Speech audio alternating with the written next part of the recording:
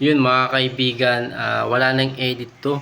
And direct to the point na tayo gawa ng yung mga nagtatanong. Nag-live kasi ako kagabi about sa Facebook na sahod na halagang 43k, as in zero.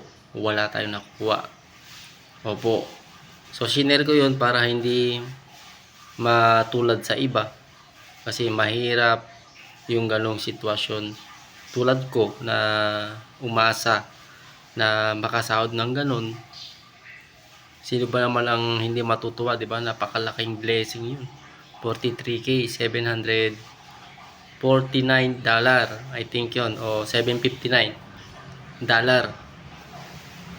Tinignan ko pala yung last na earnings ko noon kasi once lang ako sumahod sa Facebook. Pangalawa sana 'yun. 2024 March 2024 yun. March 21, 2024. So, April, sana, o June. April ata ako nun. May. May. Kasi nung April, hindi umabot ng threshold na sahod ko. So, that month na April, May, nagkaroon tayo ng maraming viral. So, naipon sa umabot ng ganong halaga na $750 plus. So, suma total is 43,000.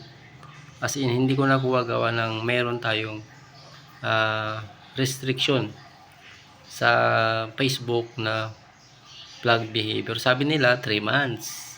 So, pagkatapos ng 3 months, May, June, July, August, wala pa rin. August 2024 yun. So sabi, may nagsabi 1 year. So binilang ko March, April, May, June, July, August, September, October, November, December, January, February, March. So nag-March na 2025. As in wala talaga. Isang taon na yon. Hanggang ngayon, anong petsa na ngayon? July 29, I think, 30. Mag-August na. So wala na, as in nakisabay pa yung aking Facebook reel na nakalink doon yung WhatsApp ko. Hindi ko na siya ma-open, as in hindi na. Kasi nagsisend lang ng OTP si WhatsApp, wala akong nare-receive. So hindi lang ako naka-experience noon, may problema sa WhatsApp. Nagsisend lang siya ng OTP, wala namang nare-receive sa notification message o di kaya sa Gmail, email, mga kaibigan. So, shinare ko to kagabi, nag-live tayo, gawa ng ayaw kong makatulad sa iba. At least meron kayong idea. Yung 43,000 masakit, di ba? Masakit.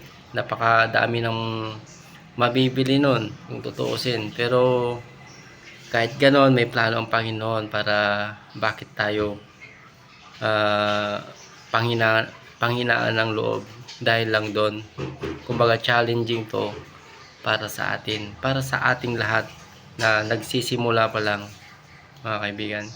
So ito, shinare ko to hindi para sa akin kundi para sa lahat, mga kaibigan.